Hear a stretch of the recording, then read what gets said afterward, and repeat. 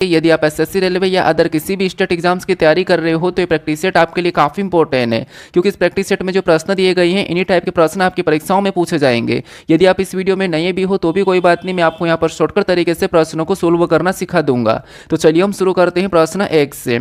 हमें यहाँ पर पहला प्रश्न दिया है, प्रश्न कह रहा है कि उस संख्या का चयन करें जो प्रश्न चिन्ह के स्थान पर आएगी। यानी यहाँ पर हमारे पास एक प्रश्नवाचक चिन्ह दिया है, यहाँ पर कौन सी संख्या होगी ये हमें बताना, ठीक है। अब ये हमारा एनालॉजी का प्रश्न है, तो हम सबसे पहले यहाँ पर ये पता करेंगे कि यहाँ पर 1728 और 18 का आपस में क्या संबंध है। उसी प्रकार हम यहाँ पर 3375 का यहाँ पर संबंध बताएंगे, ठीक है। क्योंकि यहाँ पर हमारे पास समानुपात है, तो यहाँ पर हम क्या करेंगे, पहले इन दोनों संख्याओं का आपस में संबंध देखेंगे, फिर हम यहाँ पर सेम तरीके से बताएंगे, ठीक है। क्योंकि यहाँ पर देखिए, जैसे प्रश्नवाचक चिन्ह हमारा यहाँ पर इधर है, इस साइड है, दाएं ओर है, तो हम यहाँ पर कोशिश करेंगे कि यहाँ पर दाएं वाली संख्या कैसे लिखिए, 18 कैसे लिखिए, ठीक है। क्योंकि जिस तरफ संख्या प्रश्नवाचक चिन्ह उसी तरफ की संख्या को हमें सबसे पहले पता करना है। बाकी तो आप यहाँ पर छोटी संख्या से बड़ी संख्या का भी पता कर सकते हो, ये मैंने आपको बता रखा, ठीक है। तो यहाँ पर हम कोशिश करते हैं सबसे पहले कि यहाँ पर 1728 से 18 कैसे लिखा, ठीक है। यानी 1728 को ऐसा क्या करें कि हमें यहाँ पर 18 मिले। तो सबसे पहले यहाँ पर हमारे पास बड़ी संख्या, ये हमारे पास छोटी संख्या है। तो यहाँ पर दो तरीके लगते हैं, एक तो यहाँ पर ये संख्या जो हमें है ये किसी का वर्ग घन तो नहीं है, या फिर इनको हम आपस में भी जोड़ सकते हैं, ठीक है। तो पहला यहाँ पर देखेंगे कि ये किसका वर्ग या घन है, तो आपको होगा जो 1728 दिया है ये 12 का क्या है, घन है, ठीक है। ये जो 1728 से ये क्या है, 12 का घन है। अब ये 12 का घन है, लेकिन यहाँ पर 18 लिखा है, तो अगर हम 12 से हम 18 बनाए तो यहाँ पर क्या कर सकते हैं, हम 6 को प्लस करेंगे तो यहाँ पर हमारे पास 18 हो जाएगा, ठीक है। और 18 यहाँ पर दिया है। अब सेम तरीके से जैसे हमने यहाँ पर जो लॉजिक लगाया है वही की वही लॉजिक यहाँ पर लगाएंगे। तो यहाँ पर देखेंगे 3375 किसका वर्ग या घन है, तो आपको हो गया ये जो हमारा है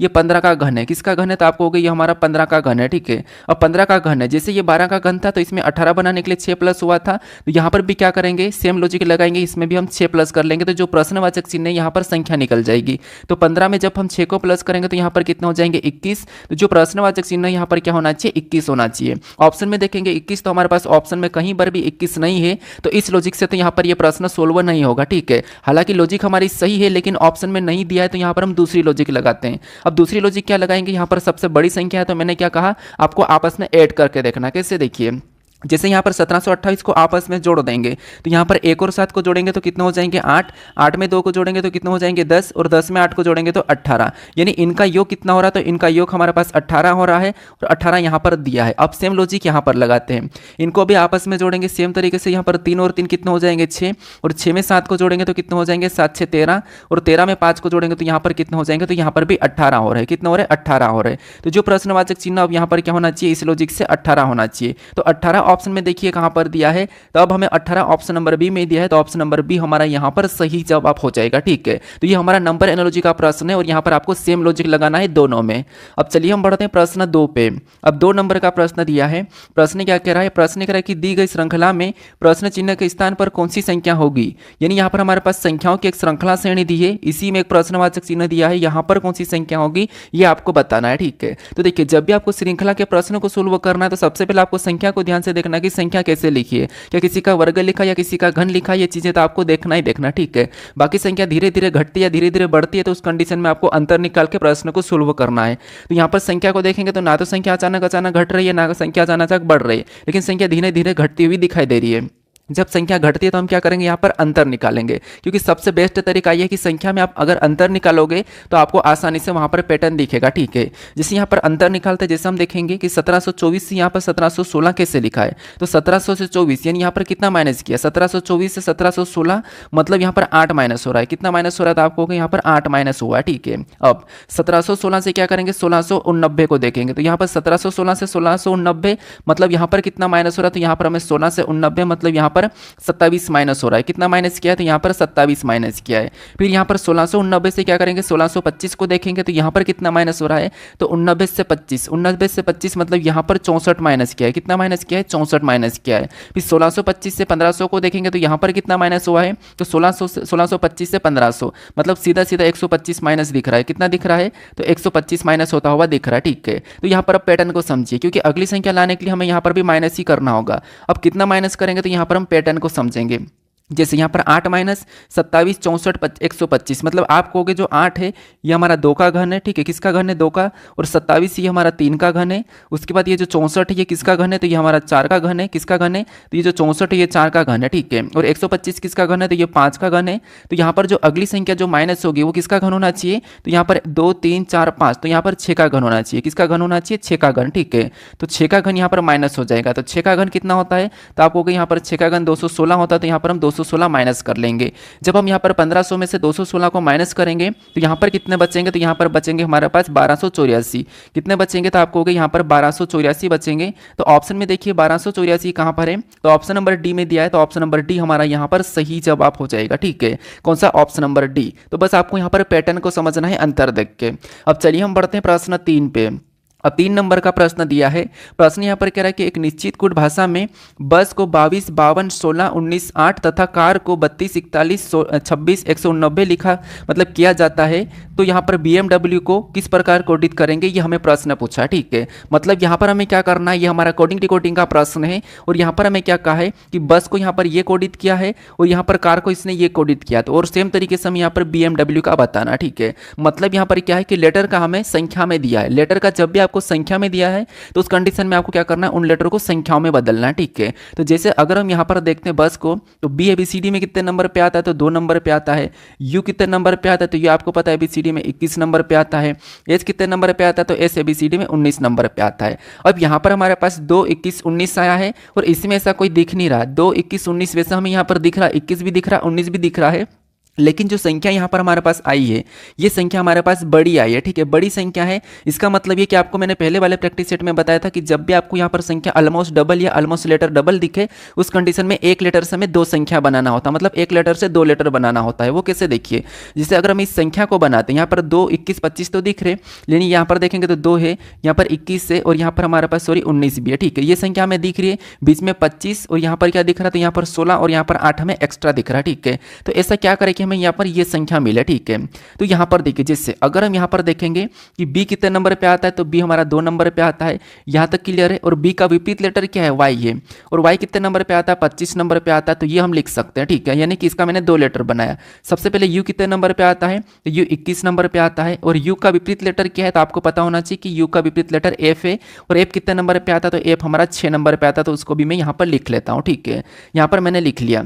उसके बाद एस कितने नंबर पे आता है एबीसीडी में, तो 19 नंबर पे आता है, और एस का विपरीत लेटर क्या है, तो एस का जो विपरीत लेटर है वो है क्या है, एच है। तो एच कितने नंबर पे, 8 नंबर पे आता है, तो 8 भी मैंने यहाँ पर लिया है। तो यहाँ पर देखिए, अब यहाँ पर 22 52 16 198 जो हमने यहाँ पर संख्या बनाई है वही की वही संख्या हमें यहाँ पर भी दिखाई दे रही है। तो हमें यहाँ पर एक लॉजिक मिला, ठीक है। जो हमने यहाँ पर ये वाली जो संख्या मैंने 25 लिखा ये विपरीत लेटर का है, और यहाँ पर मैंने वापस से 6 लिखा ये विपरीत लेटर का है, और यहाँ पर मैंने 8 लिखा ये भी विपरीत लेटर का है, ठीक है। बाकी ये जो संख्या बाकी की संख्या इनकी प्लेस वैल्यू, ठीक है। तो वैसा कि वैसा यहाँ पर हम कार का भी एक बार पता करते हैं सेम तरीके से, ठीक है। तो सबसे पहले क्या करेंगे कि आपको पता है सी कितने नंबर पे, 3 नंबर पे आता है, यहाँ पर 3 लिखा है, और सी का विपरीत लेटर क्या है, तो वो क्या है, एक्स है, और एक्स कितने नंबर पे, 24 नंबर पे आता है, तो यहाँ पर 24 भी लिखा है। इसका मतलब यही लॉजिक हमें दिख रहा है। फिर ए कितने नंबर पे, 1 नंबर पे आता है, तो यहाँ पर 1 दिया है, और एक का विपरीत लेटर जेड है, और जेड 26 नंबर पे आता है, तो यहाँ पर 26 भी लिखा है। फिर आर 18 नंबर पे आता है, तो यहाँ पर 18 लिखा है, और आर का विपरीत लेटर आई है, और आई कितने नंबर पे आता है, 9 नंबर पे आता है, तो यहाँ पर 9 भी लिखा है। तो जो लॉजिक हमने यहाँ पर पता की थी वो लॉजिक यहाँ पर कार के साथ भी है। तो अब सेम तरीके से यहाँ पर हम BMW का बता देंगे, ठीक है। तो यहाँ पर देखिए, सबसे पहले बी कितने नंबर पे आता है, 2 नंबर पे आता है, और बी का विपरीत लेटर लिखेंगे तो बी का विपरीत लेटर वाई है, तो वाई कितने नंबर पे आता है, 25 नंबर पे आता है। फिर यहाँ पर एम कितने नंबर पे आता है, तो एम हमारा 13 नंबर पे आता है, और एम का विपरीत लेटर क्या है, एन है, तो यहाँ पर एन कितने नंबर पे, 14 नंबर पे, तो 14 को लिखेंगे। डब्ल्यू कितने नंबर पे आता है, तो डब्ल्यू हमारा 23 नंबर पे आता है, और यहाँ पर डब्ल्यू का विपरीत लेटर क्या है, डी है, तो डी कितने नंबर पे, 4 नंबर पे आता है। तो ये हमें ऑप्शन में देखना है कि कहाँ पर है। तो ऑप्शन में देखिए यहाँ पर 225, ऑप्शन में देखेंगे 225 तो हमें सी में दिखाई दे रहा है, तो यहाँ पर 225 131 42 34 ये हमें ऑप्शन नंबर सी में मैच हुआ है, तो ऑप्शन नंबर सी यहाँ पर सही जवाब हो जाएगा, ठीक है। बस हमें यहाँ पर पैटर्न को समझना, और जब भी आपको यहाँ पर लेटर का संख्या में दिया जाता है तो उस कंडीशन में उन लेटर को संख्या में बदलना, या तो विपरीत करके संख्या में लिखा जा सकता है, या आगे से पीछे से, या फिर क्रॉस भी कर सकता है, ठीक है। बाकी मैं सारी टाइप करवा दूंगा। अब चलिए हम बढ़ते हैं प्रश्न 4 पे। अब 4 नंबर का प्रश्न दिया है। प्रश्न यहाँ पर कह रहा है कि सुनीता बबीता की बहन है और धर्मेंद्र यहाँ पर सुषमा का भाई है।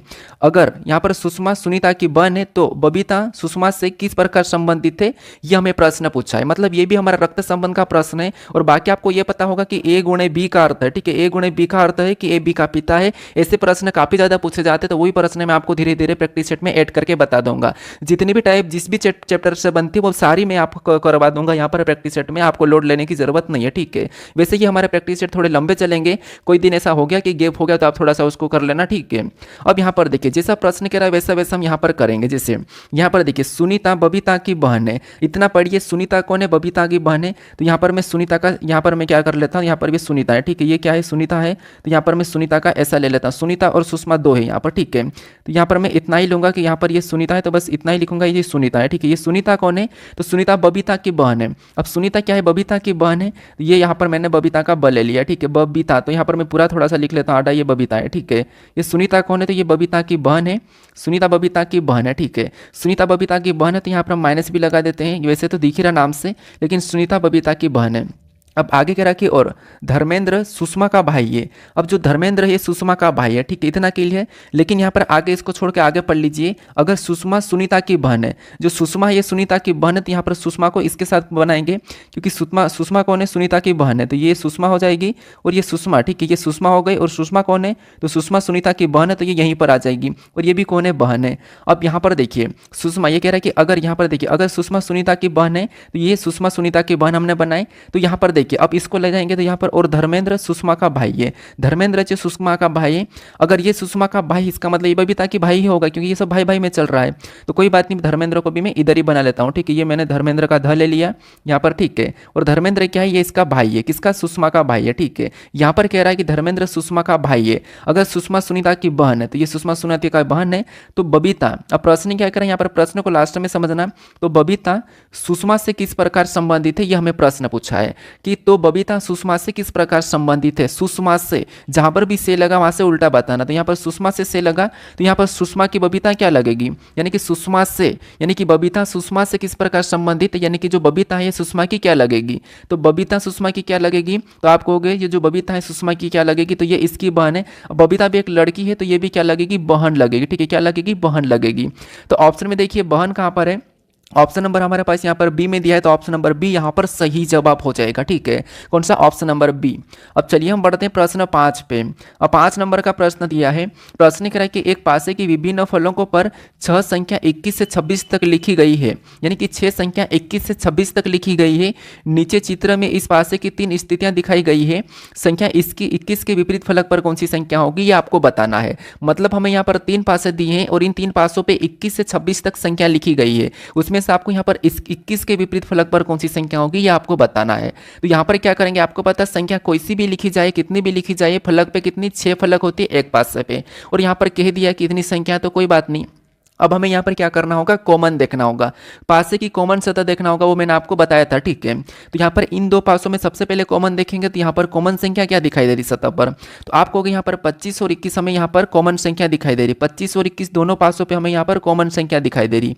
अब हमारे पास यहाँ पर डबल कॉमन है, और जब भी पासे पे डबल कॉमन दिखाई देता है तो जो बची हुई सतह वो एक दूसरे के विपरीत होती है, यानी हो जाती है। तो जैसे यहाँ पर 23 और 22 हमारे पास यहाँ पर बच चुके हैं, तो ये एक दूसरे के विपरीत हो जाएंगे, ठीक है। अगर 23 का पूछा जाता है तो 22 और 22 का पूछा जाता है तो 23 ही हम आसानी से बता देते हैं। लेकिन हमें यहाँ पर 21 का पूछा है तो यहाँ पर हम नहीं बता पाएंगे। अब क्या करेंगे, हम अगले पासे के साथ विपरीत देखेंगे, मतलब कॉमन सतह देखेंगे। तो यहाँ पर क्या करेंगे, पहले और तीसरे को देखेंगे। इन दोनों में कॉमन सतह कौन सी दिखाई दे रही है, तो इन पासों में इन दोनों में हमारे पास कॉमन सतह जो दिखाई दे रही है वो 25 कॉमन सतह दिखाई दे रही है, ठीक है। अब जैसे हमें कॉमन सतह दिखाई देती है उसको क्या करता हूँ, जैसे ये हमारा पहला पासा है और यहाँ पर मैं दूसरा पासा का लिख देता हूँ, ठीक है, तीसरा पासा में मिला है। तो अब जैसे हमें यहाँ पर कॉमन दिखाई देता है उसको क्या करता हम लिख लेते हैं, जैसे पहले पासे का 25 है और ये हमारा दूसरे पासे का कॉमन 25 है, ठीक है। अब हम क्या करते हैं, घड़ी के दिशा में चलते हैं। तो सबसे पहले पहले पासे में चलूंगा तो यहाँ पर क्या मिला है, 23 मिला है। फिर आगे चलूंगा तो 21 मिला है, तो उसको लिख लेंगे। सबसे पहले 23 मिला तो 23 को लिखेंगे, फिर हमें 21 मिला तो 21 को लिख लेंगे। अब वैसा कि वैसा हम तीसरे पासे में भी चलेंगे, क्योंकि यहाँ पर आगे चलेंगे तो वापस से 25 आ गया, तो इसको नहीं लिखना है क्योंकि इसको हमने ऑलरेडी लिख लिया है। अब यहाँ पर भी घड़ी की दिशा में चलेंगे क्लॉकवाइज, तो यहाँ पर हमें 22 मिला है, आगे चलेंगे तो यहाँ पर 24 और वापस से 25 आ जाएगा। तो 22 मिला सबसे पहले तो हम 22 को लिखेंगे, फिर हमें यहाँ पर 24 मिला तो हम 24 को लिख लेंगे। अब ऐसा लिखने के बाद हमें इनको क्या करना है, आमने सामने करना है। जैसे 21 के सामने 24, 23 के सामने 22 और 25 के सामने 25 ही रहेगा। अब ये जो आमने सामने ये एक दूसरे के विपरीत है, ठीक है, ये एक दूसरे के विपरीत है। तो हमें यहाँ पर किसका पूछा है, तो यहाँ पर हमें 21 का पूछा है, तो 21 के सामने कौन है, 24 से, और यहाँ पर आपको 24 का भी पूछेगा तो 21 बता दोगे। 22 का तो 23 हमने पहले ही निकाल लिया था, यहाँ पर आपको मैंने बताया था। और यहाँ पर मान लो आपको यहाँ पर 25 का पूछा जाता है, तो 25 क्या क्या बताते हैं, तो जो हमें नहीं दिखाई दे रहा, क्या नहीं दिखाई दे रहा, तो आपको होगा हमें एक संख्या 26 नहीं दिखाई दे रही, क्योंकि हमें यहाँ पर कहा था कि 21 से 26 तक संख्या दर्शाई है, ठीक है। तो हमें यहाँ पर 21 का पूछा है, तो 21 के सामने 24 है, तो 24 ऑप्शन में देखिए कहाँ पर है, ऑप्शन नंबर डी में दिया है, तो ऑप्शन नंबर डी हमारा यहाँ पर सही जवाब हो जाएगा, ठीक है। अब चलिए हम बढ़ते हैं प्रश्न 6 पे।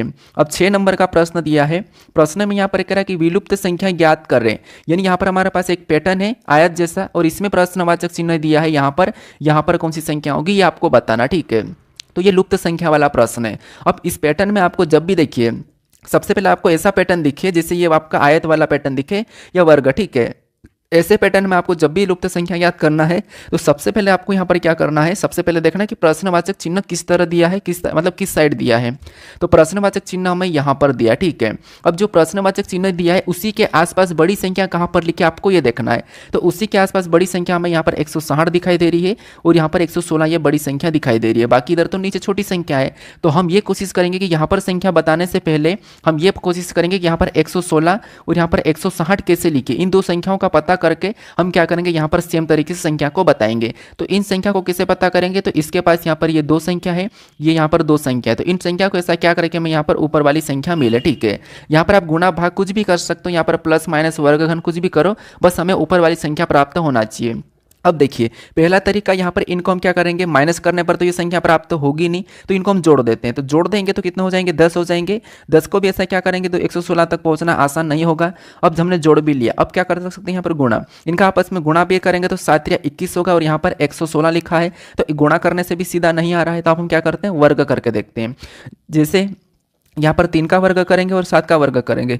अब 3 का वर्ग कितना होता है, तो 3 का वर्ग आपको पता होगा, 3 का जो वर्ग होता है 3 का जो वर्ग होता है 9 होता है, कितना होता है, तो यहाँ पर मैं लिख लेता हूँ 3 का वर्ग 9, और 7 का वर्ग कितना होता है, तो 49 होता है। कितना होता है, तो आपको हो गया 3 का वर्ग कितना, 3 का वर्ग 9 और 7 का वर्ग कितना होता है, तो 49 होता है। अब यहाँ पर देखिए, यहाँ पर 49 है, यहाँ पर 9 है, अगर इनको आपस में प्लस करते हैं तो इनको आपस में प्लस करेंगे तो यहाँ पर कितना हो जाएंगे, तो 49 और 9 हमारे पास कितना हो जाएंगे, तो आपको यहाँ पर हमारे पास 58 हो जाएंगे। कितना हो जाएंगे, 58, और यहाँ पर कितना लिखा है, 116 लिखा, मतलब यहाँ पर 58 आया है लेकिन वहाँ पर 116 लिखा। अगर हम यहाँ पर मान लो इसको 2 गुना करेंगे तो यहाँ पर सीधा सीधा हमें 116 प्राप्त हो रहा है, ठीक है। ये हमें सीधा सीधा दिख रहा है क्योंकि हमने यहाँ पर 2 गुना किया तो 116 मिल गया है, ठीक है। तो इस लॉजिक से हम यहाँ पर 160 को भी पता कर लेंगे। अब आपको होगा यहाँ पर आपके मन से आपने कैसे 2 गुना कर लिया, क्योंकि 58 का 2 गुना 116 होता है, क्योंकि वो दिख रहा है, तो मैंने यहाँ पर क्या करा, इसका 2 गुना कर दिया है। अब सेम लॉजिक यहाँ पर लगाते हैं, क्या करेंगे, यहाँ पर 8 का वर्ग करेंगे, 4 का वर्ग करेंगे। 8 का वर्ग कितना होता है, तो 8 का वर्ग आपको पता होगा, यहाँ पर मैं कलर चेंज कर देता हूँ। 8 का वर्ग कितना होता है, तो 64 होता है,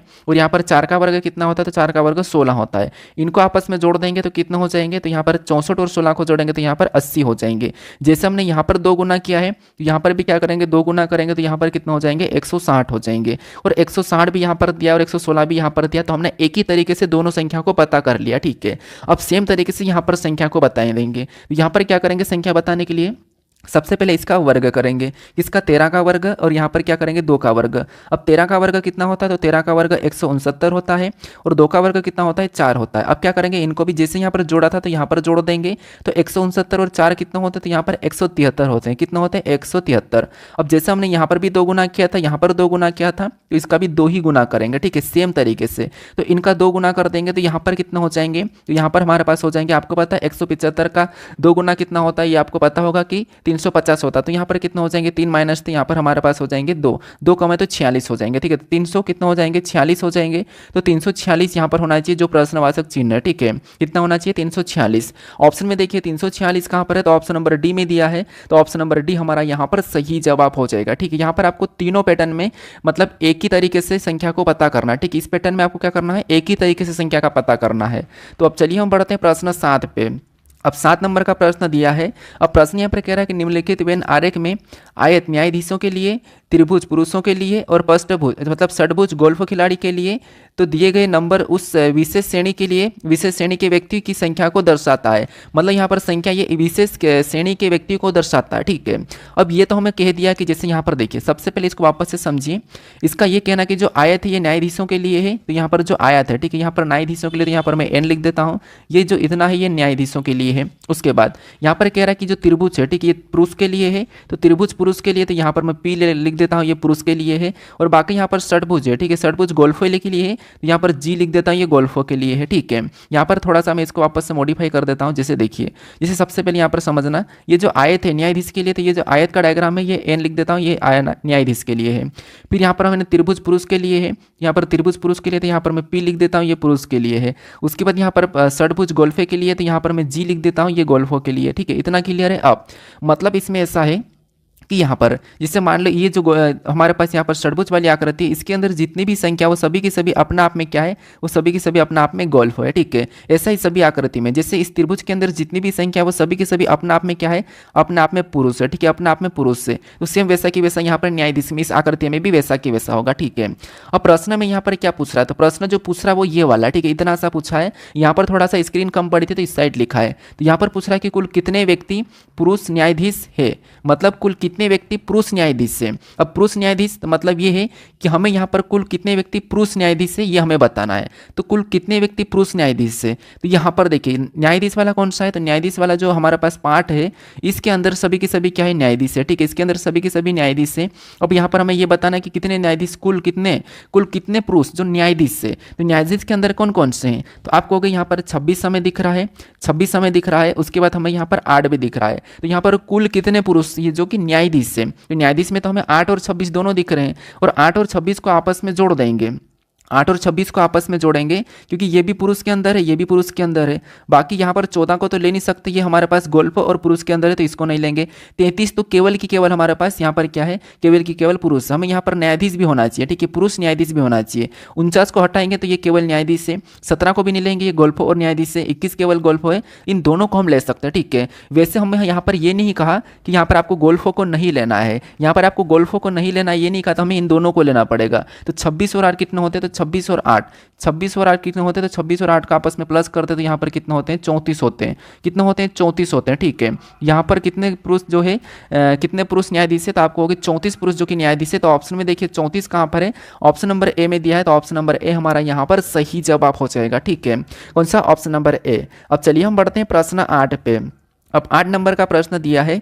प्रश्न यहाँ पर कह रहा है कि दी गई आकृति में कितनी आयतों की संख्या है, यानी इस आकृति में कितनी आयतों की संख्या है ये आपको बताना है। जैसे मैंने त्रिभुज वाला बता चुका हूँ, वर्ग वाला बता चुका हूँ आपको, तो यहाँ पर आपको भी आयत बताना है, ठीक है। अब आयत गिनने के भी कुछ तरीके होते हैं और ट्रिक होती है, वो मैं आपको अगले वाले प्रैक्टिस सेट में बताऊंगा। यहाँ पर आपको सीधे ही गिनना होगा। अब आप ये मत कहना कि यहाँ पर ये वाला हिस्सा पूरा होगा, यहाँ पर कटा हुआ, इस आकृति को पूरा करो, नहीं, ये पहले से कटा हुआ। यहाँ पर आकृति जो जैसी दिखाई दे रही है वैसी की वैसी है, ठीक है। आपको इसी में आयत गिनना है। तो यहाँ पर ट्रिक नहीं, हम सिंगल में ही गिन लेंगे। कैसे, देखिए सिंगल को गिन लेते एक बार। तो ये हमारा 1, ये हमारा 2, यहाँ पर देखेंगे 3, ये 4, 5 और ये 6, टोटल 6 हमारे पास क्या है, सिंगल आयत है। टोटल हमारे पास जो 6 है वो क्या है, सिंगल आयत है। तो यहाँ पर मैं लिख लेता हूँ ये सिंगल में 6 है। अब हमें यहाँ पर 2-2 में देखना कि 2-2 में कौन कौन से हैं। तो यहाँ पर इन दोनों को मिलाएंगे, यहाँ पर इन दोनों को, तो यहाँ पर कितना हो जाएगा, 1 हो जाएगा, 1, ठीक है। एक के बाद इन दोनों को यहाँ पर यहाँ से ये वाला मिलाएंगे, ठीक है। यहाँ पर मैं कलर उसी को रखता हूँ, ठीक है। एक यहाँ से मिला रहा हूँ, मतलब एक इन दोनों को मिला के एक ये बनेगा, 2 हो जाएगा। 2 के बाद इन दोनों को यहाँ से ये वाला मिलाएंगे, तो यहाँ पर कितना हो जाएंगे, यहाँ से ये वाला, तो यहाँ पर कितना हो जाएंगे, 3 हो जाएंगे ये। और 3 के बाद इन दोनों को मिलाऊंगा तो यहाँ पर कितना हो जाएंगे, 4 हो जाएंगे। इन दोनों को यहाँ पर मिलाऊंगा तो 4 हो जाएंगे, और इन दोनों को यहाँ पर मिलाऊंगा तो कितना हो जाएंगे, 5 हो जाएंगे, ठीक है। यहाँ पर 2-2 से मिलकर बनने वाले हमारे पास कितने हैं, तो 5 है। 2-2 से मिलकर बनने वाले कितने हैं, 5 है। तो यहाँ पर हम क्या करेंगे, +5 कर लेंगे। अब ये हमने क्या करा, इसमें +5 कर लिया, क्योंकि 2-2 से मिलकर बनने वाले +5। अब हम यहाँ पर देखेंगे कि 3-3 से मिलकर बनने वाले कितने हैं, यानी कि 3-3 से मिलकर, तो 3-3 से यहाँ से, तो ये तो 3 से मिलकर बनेगा नहीं, ठीक है, तो ये तो होगा नहीं। अब इधर से देखेंगे, तो यहाँ से देखेंगे इस कोने से, तो यहाँ से इधर जाएंगे तो 3-3 से मिलकर बनना चाहिए, तो यहाँ तक आएगा। ये हमने यहाँ पर 3-3 से मिलकर बनने वाला 1 ढूंढ लिया, ठीक है। ये 3-3 से मिलकर बनने वाला 1 है। उसके बाद और हमें हमें 3 3 से मिलकर बनने वाला, इसको छोड़ के यहाँ से देखेंगे तो यहाँ से ये 3 3 से मिलकर बनने वाला एक यहाँ से, ठीक है। इसका मैं कलर ही चेंज कर देता हूँ, यहाँ से ये यहाँ से इतना देखेंगे तो ये भी 3 से मिलकर बन रहा है, ठीक है। ये वाला 3 से मिलकर एक बन रहा है, तो 3 से मिलकर बनने वाले केवल की केवल हमें यहाँ पर 2 ही दिखाई दिए। कितने? 2 दिखाई दिए।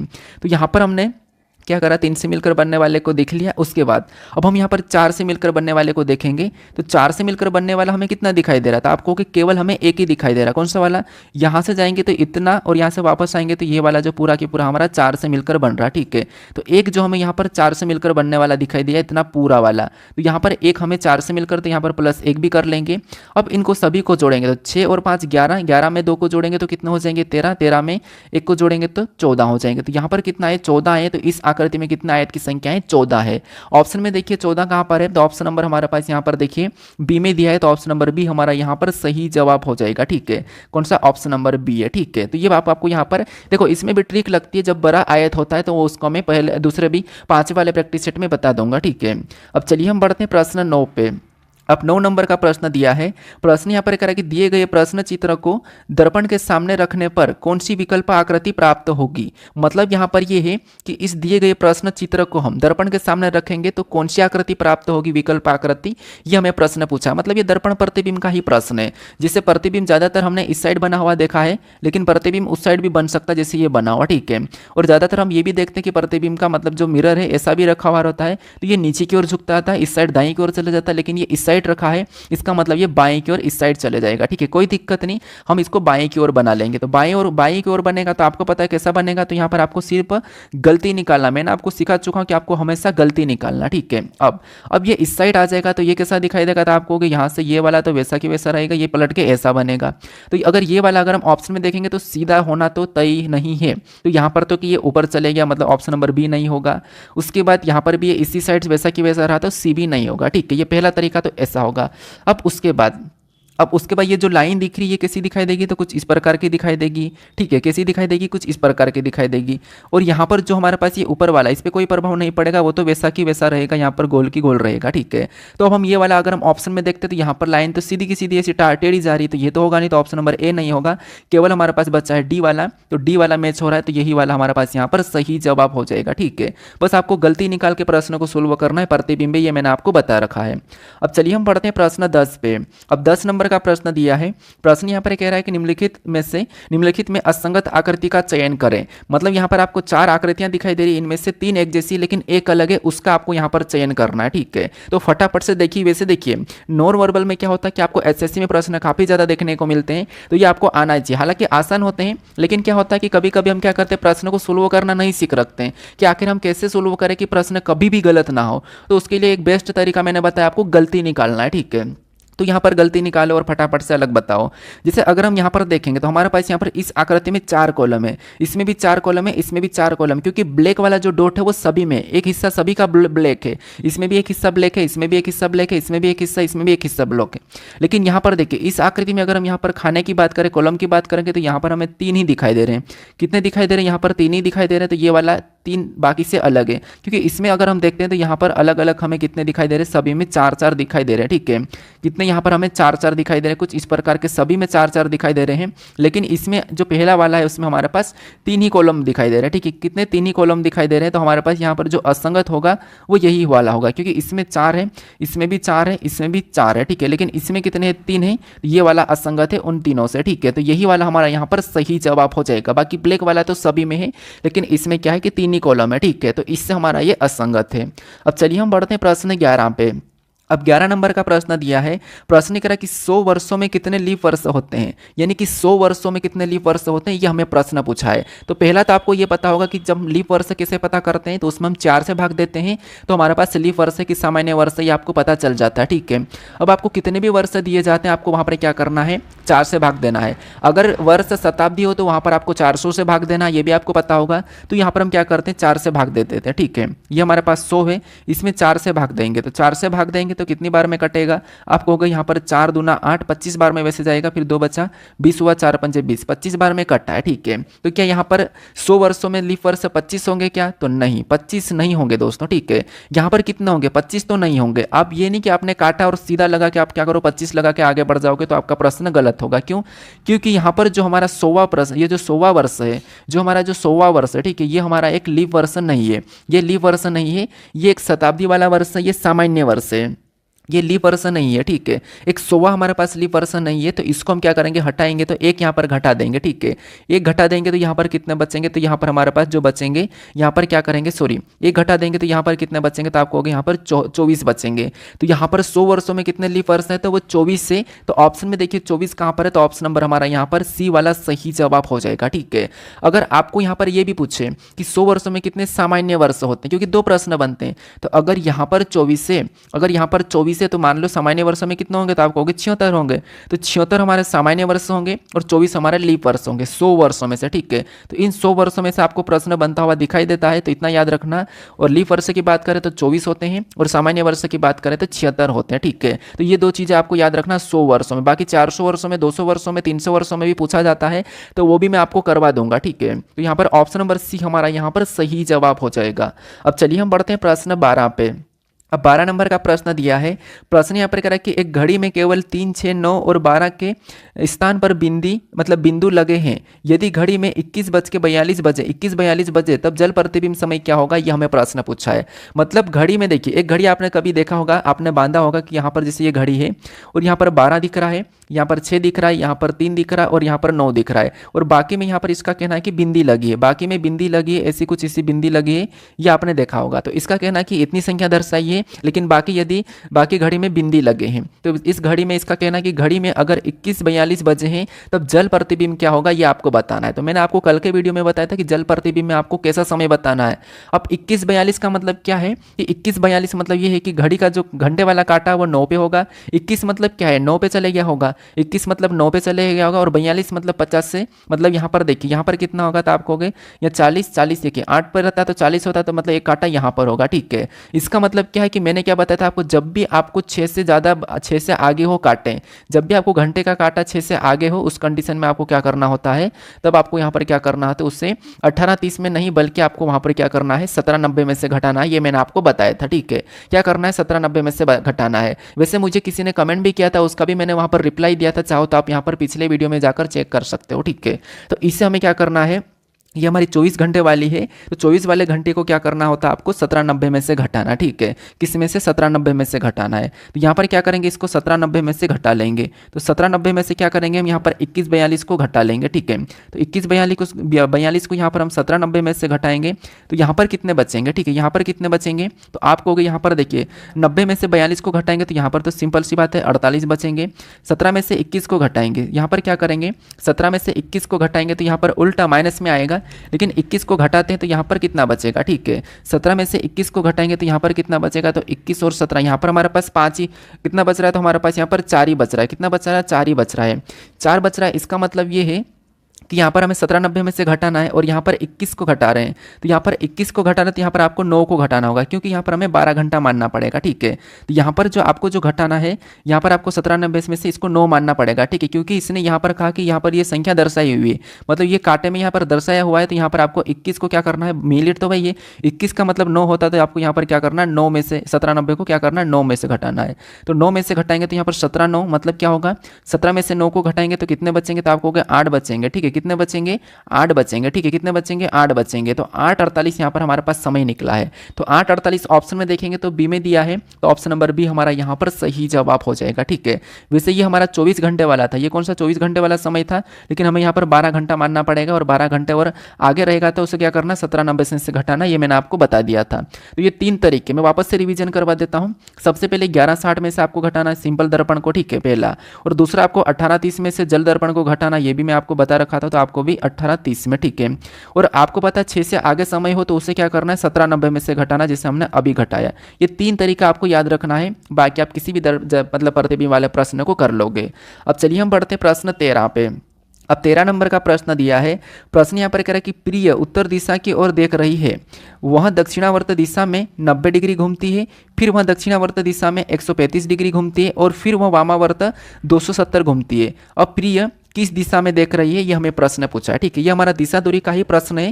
तो यहाँ पर हमें क्या करना है, सबसे पहले हम यहाँ पर दिशा को बना लेते हैं। ये हमारे पास कुछ ऐसी दिशा होती है, तो ऊपर की ओर क्या होता है, उत्तर होता है, और राइट में पूर्व होता है, और लेफ्ट में क्या होता है, पश्चिम होता है, और यहाँ पर नीचे की ओर क्या होता है, तो दक्षिण होता है। ठीक है, ये दिशा है। अब इसकी सहायक दिशा भी है। सहायक दिशा आपको पता होगा, यहाँ पर दक्षिण पश्चिम कहलाएगा, इधर दक्षिण पूर्व कहलाएगा, इधर उत्तर पूर्व, इधर उत्तर पश्चिम कहलाएगा। ठीक है, ये भी आपको पता होगा। अब हम जैसा प्रश्न कह रहा है, सबसे पहले देखिए इसने क्या कहा, दक्षिणावर्त और वामावर्त। तो दक्षिण का मैं यहाँ पर डी ले लेता हूँ और वामावर्त का मैं वी ले लेता हूँ। ठीक है, अब यहाँ पर 2 है। ठीक है, अब प्रिय उत्तर दिशा की ओर देख रही है, तो ये उत्तर है, इसका भी ध्यान रखना, आपको उत्तर को ध्यान रखना है। प्रिय उत्तर दिशा की ओर देख रही है, वह दक्षिणावर्त दिशा में, यानी कि दक्षिणावर्त दिशा में 90 डिग्री घूमती है। ठीक है, दक्षिणावर्त में 90 डिग्री, तो हम यहाँ पर डी के नीचे लिखेंगे, ये 90 डिग्री है। ठीक है, अब उसके बाद 90 डिग्री है तो डी के नीचे लिखेंगे आगे। फिर वह दक्षिणावर्त दिशा में 135 डिग्री घूमती है, तो वापस से उसके नीचे और हम क्या करेंगे, 135 को ही लिख लेंगे, क्योंकि वो दक्षिणावर्त ही घूमी है। फिर आगे कह रहा कि और फिर वह वामावर्त 270 डिग्री घूमती है। तो अब वामावर्त का, तो यहाँ पर हम वामावर्त के नीचे लिखेंगे, तो यहाँ पर वामावर्त के नीचे लिखेंगे 270 को। ठीक है, अब आगे कह रहा है कि अप्रिय किस दिशा में देख रही है, अप्रिय किस दिशा में देख रही है। ठीक है, तो यहाँ पर देखिए हम क्या करेंगे, इसको जोड़ते हैं। इसको क्या करते हैं, जोड़ते हैं या घटाते हैं, आपको पता होगा, तो हम अंतर करते हैं।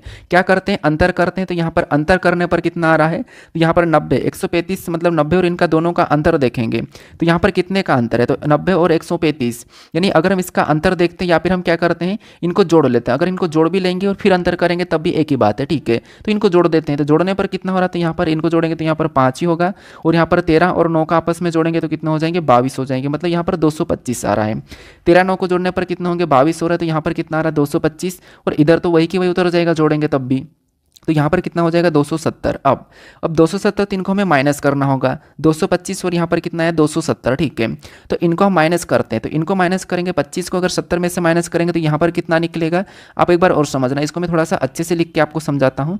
जैसे यहाँ पर हमारे पास संख्या है, ठीक है, इनको जोड़ना है, यहाँ पर जोड़ेंगे, जैसे यहाँ पर दक्षिणावर्त को जोड़ेंगे तो यहाँ पर कितना हो रहा है, 225 हो रहा है, कितना हो रहा है, ये 225 हो रहा है। ठीक है, और इधर जोड़ेंगे तो यहाँ पर सिंपल सी बात है, एक ही है, तो यहाँ पर 270 हो रहे हैं। ठीक है, इतना।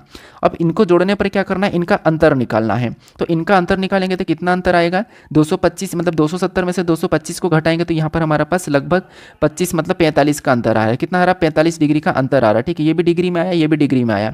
अब जो हमारे पास 45 डिग्री आया, ठीक है, ये हमारा सबसे मेन पॉइंट वाला है, ये वाला हमारा सबसे मेन है। अब ये जो 45 आया, ये डिग्री हमें घुमाना है। कहाँ से घुमाना है, तो उत्तर दिशा से हमें घुमाना है। अब किधर घुमाना है, यहाँ पर दक्षिणावर्त भी है और वामावर्त भी है, तो हमें उस साइड घुमाना है जिस साइड क्या है, तो जिस साइड सबसे बड़ा जोड़ने पर सबसे बड़ी संख्या आई है। तो सबसे बड़ी संख्या जोड़ने पर कहाँ पर आई, तो हमारे पास यहाँ पर ये वाली आई है, ये वाली छोटी संख्या। तो जहाँ बड़ी संख्या आती है उस तरफ हमें क्या करना है, उस अंतर वाले डिग्री को घुमाना है। ठीक है, तो 270 हमारे पास बड़ी संख्या आई है, वो वामावर्त तरफ आई है, तो हम क्या करेंगे, वामावर्त घुमाएंगे, मतलब बाईं ओर घुमाएंगे 45 डिग्री।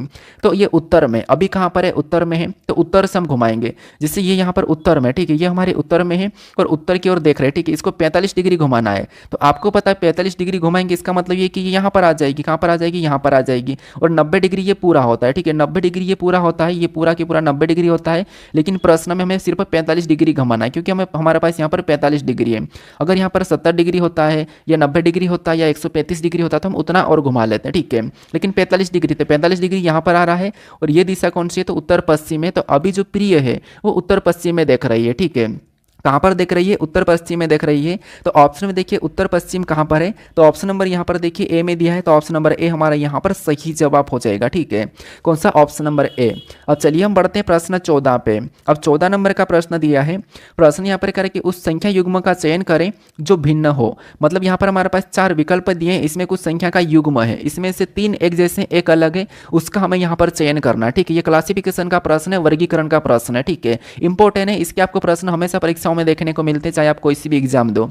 तो यहाँ पर देखिए सबसे पहले यहाँ पर तीन संख्या हमें कुछ युग्म में दी है। आप ये मत समझना कि अभी यहाँ पर एनालॉजी है। एनालॉजी तब होता है यहाँ पर आपको समानुपात भी देखने को मिलता है, तब एनालॉजी के टाइप से हम करते हैं, लेकिन यहाँ पर हमें इनका ही संबंध आपस में देखना होगा। तो यहाँ पर देखिए जैसे 290, 829, 928, अगर इन सभी संख्या को देखेंगे तो यहाँ पर कहीं ना कहीं वही संख्या हमें मिलती जुलती दिखाई दे रही है, ठीक है। जैसे यहाँ पर इस 2 को यहाँ पर इसने बीच में लिख दिया है और इस 8 को इसने आगे कर दिया है और इस 9 को वैसा की वैसा यहाँ पर लिखा है, ठीक है। सेम तरीके से यहाँ पर इस 8 को वापस से क्या करा, पीछे ले गया है। यहाँ पर अगले में देखेंगे तो 8 को पीछे ले गया है। उसके बाद यहाँ पर इस 2 को क्या करा, बीच में ही रखा है और यहाँ पर इस 9 को आगे ले आया है, ठीक है। ये इस 9 को आगे ले आया है। सेम इधर नीचे देखेंगे यहाँ पर भी देखिए इस 5 को क्या करा, जैसे ये 2 को इसने बीच में लिखा था, यहाँ पर क्या करा, यहाँ पर भी इस 5 को यहाँ पर पीछे लिख दिया है। मतलब यहाँ पर जितनी भी संख्या वही की वही दिखाई दे रही है। 5 भी है, यहाँ पर 6 भी है और यहाँ पर 1 भी है। इधर से देखेंगे तो 6 भी है, यहाँ पर 1 भी है और यहाँ पर 5 भी, वही संख्या पलटा पलटा के लिखिए। फिर यहाँ पर देखेंगे तो यहाँ पर 6 है, 3 है, 2 है, लेकिन यहाँ पर एक्स्ट्रा संख्या में 5 दिखाई दे रही है, ठीक है। यहाँ पर 5 दिखाई दे रही है, बाकी दर में भी 2, 3, 6 है। तो ये जो संख्या यहाँ पर है वही की वही यहाँ पर भी है, लेकिन यहाँ पर नहीं है। उसके बाद नीचे देखेंगे तो यहाँ पर 4 है, यहाँ पर 6 भी है, यहाँ पर 2 भी है। इधर यहाँ पर देखिए 6 भी है, इसके बाद 4 भी है, यहाँ पर 2 भी है। तो यहाँ पर भी संख्या वही की वही है, लेकिन इसमें वही की वही संख्या नहीं लिखी है। यहाँ पर सभी में इसमें भी पलटा के वही संख्या लिखी, इसमें भी पलटा के वही संख्या लिखी, इसमें भी पलटा के वही संख्या लिखी, लेकिन यहाँ पर एक संख्या हमारे पास एक्स्ट्रा दूसरी वाली संख्या है, यहाँ पर पलटा के नहीं लिखी है। ये इन तीनों से अलग लग रहा है। तो इस संख्या से ये तीनों से अलग लगा है, तो इसलिए ये वाला असंगत हो जाएगा। तो ऑप्शन नंबर सी हमारा यहाँ पर सही जवाब हो जाएगा, ठीक है। कभी कभी आपको यहाँ पर प्रश्न सिंपल वाले भी कठिन लगते हैं क्योंकि आप देखने के तरीके नहीं सीख रखते हो। अब चलिए हम बढ़ते हैं प्रश्न 15 पे। अब 15 नंबर का प्रश्न दिया है। प्रश्न यहाँ पर कह रहा है कि चिन्हों के उपयुक्त समुच्चय का चयन करें। मतलब यहाँ पर ये है कि यहाँ पर संख्या में हमें किन चिन्हों को रखेंगे, विकल्पों में से इन संख्या के बीच में किन चिन्हों को वैसा कि वैसा उठाकर रखेंगे कि सोल्व करने पर 133 आ जाए, ठीक है। बस ये हमें प्रश्न पूछ रहा है क्योंकि ये हमारा गणितीय संख्या का प्रश्न है। तो यहाँ पर क्या होता है कि आपको पता है कि यदि ए का अर्थ प्लस है, बी का अर्थ माइनस है, सी का अर्थ भागित थे, ये होता तो हम क्या करते हैं, चिन्हों को वहां पर जगह पर रख के बोर्ड मास रूल पे सोल्व कर लेते हैं।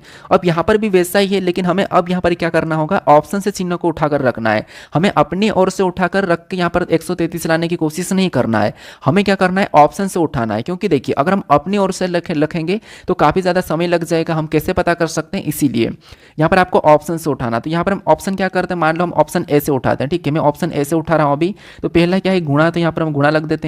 दूसरा क्या है, भागित है, तो भागित को रखते हैं। और लास्ट वाला भी हमें भागित दिखाई दे रहा है, तो यहाँ पर भागित को रख देते हैं। तो सबसे पहले आपको बोर्ड मास रूल में भाग देना होता है कि यहाँ पर सीधा सीधा भाग कट रहा है क्या, नहीं कट रहा है। इसका मतलब ऑप्शन ए को भी हम छोड़ देते हैं क्योंकि भाग जा नहीं रहा, तो इसको छोड़ देते हैं। दूसरे को लेंगे, दूसरे में पहला है प्लस से, फिर भागित है, यहाँ पर भी भागित है, फिर यहाँ पर माइनस से, यहाँ पर क्या है, माइनस से। अब देखिए यहाँ पर भी सीधा सीधा भाग जाएगा, तो जहाँ भाग नहीं जा रहा तो उससे पहले हम चेक करेंगे ही नहीं, ठीक है। तो ए को छोड़ा था, बी को भी छोड़ दिया है, सी को देखते हैं। सी में भी यहाँ पर भागित का चिन्ह और यहाँ पर भी भाग नहीं जा रहा है, सीधा सीधा भाग नहीं जा रहा है। तो अभी इसको भी हम क्या करते हैं, छोड़ देते हैं, ठीक है। इसको भी हम छोड़ देते हैं क्योंकि जहाँ भाग नहीं जा रहा है उसको पहले चेक मत करो, टाइम वेस्ट नहीं करना है। वैसे हो सकता है इनमें से भी आंसर बन सकता है, लेकिन पहले हम क्या करते हैं, आसान वाले को देखते हैं। अब वैसे हम यहाँ पर क्या करते हैं, इसको चेक करते हैं। सबसे पहले क्या करेंगे, गुणा लगाएंगे, फिर यहाँ पर प्लस का है तो प्लस लगाएंगे, फिर माइनस का तो माइनस। अब इसको सोल्व करते हैं। अब इसको सोल्व करेंगे तो आपको पता है यहाँ पर 25 पंजे कितना होता है, गुणा करिए 25 पंजे कितना होता है, तो आपको हो गया 25 चौक 100 होता है, तो 25 पंजे 125 होता है। कितना होता है, 125 होता है। अब यहाँ पर 25 पंजे कितना होता है, तो यहाँ पर 25 पंजे 125 होता है। हमने गुणा कर लिया। अब आपको यहाँ पर प्लस क्या करना होगा, तो प्लस 17 करना होगा और माइनस 9, ये सोल्व करते हैं। अब यहाँ पर प्लस 17 माइनस 9, तो पहले प्लस कर लेते हैं। अब आपको पता है कि 125 में 17 को जोड़ेंगे, 125 में जब हम 15 को जोड़ते हैं तो 40 हो जाते हैं। आगे हमारे पास 2 बचा है तो कितना हो जाएंगे, 42 हो जाएंगे। मतलब यहाँ पर 142 और माइनस क्या करेंगे, 9 को कर देंगे। अब यहाँ पर हमने माइनस क्या करा, 9 करा। अब यहाँ पर 9 को 142 में से माइनस करेंगे तो यहाँ पर कितना आ जाएंगे, 133 आ जाएंगे, ठीक है।